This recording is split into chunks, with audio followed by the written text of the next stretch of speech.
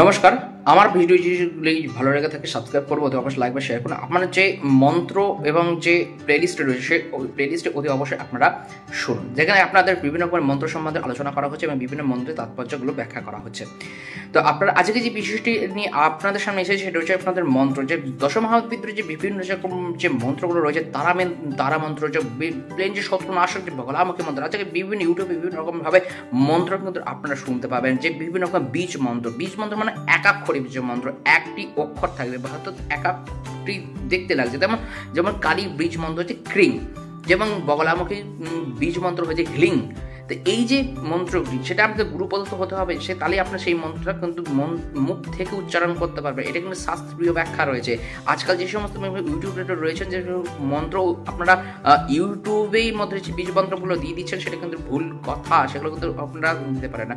এবং সেটা হচ্ছে যে বীজ মন্ত্র, সেই বীজ মন্ত্রগুলো কিন্তু অতি অবশ্যই গুরু প্রদত্ত, গুরু সান্নিধ্যে গুরু আপনার যদি কানে দেয়, তাহলে কিন্তু সেই মন্ত্রগুলো আপনারা সেই বীজ মন্ত্রগুলো উচ্চারণ করতে পারবেন। সেই দশমা বিদ্যাই হোক বা যে কোনো বিদ্যার যে একাক্ষরী যে বীজ মন্ত্র, সেই বীজ মন্ত্র কিন্তু গুরু প্রদত্ত। গুরু মন্ত্র ছাড়া, গুরু প্রদত্ত বীজ ছাড়া বা কোনো রকম দীক্ষা ছাড়া কিন্তু আপনারা কিন্তু কোনো রকম মন্ত্র কিন্তু যে বীজ মন্ত্র সেটা কিন্তু জপ করতে পারেন না। এটা কিন্তু শাস্ত্রীয় ব্যাখ্যা রয়েছে, যেটা রয়েছে এটা হচ্ছে এইভাবে কিন্তু আপনারা ব্যাখ্যা করবেন। অতি অবশ্যই আমার চ্যানেলটিকে সাবস্ক্রাইব, শেয়ার, লাইক ইত্যাদি করবেন।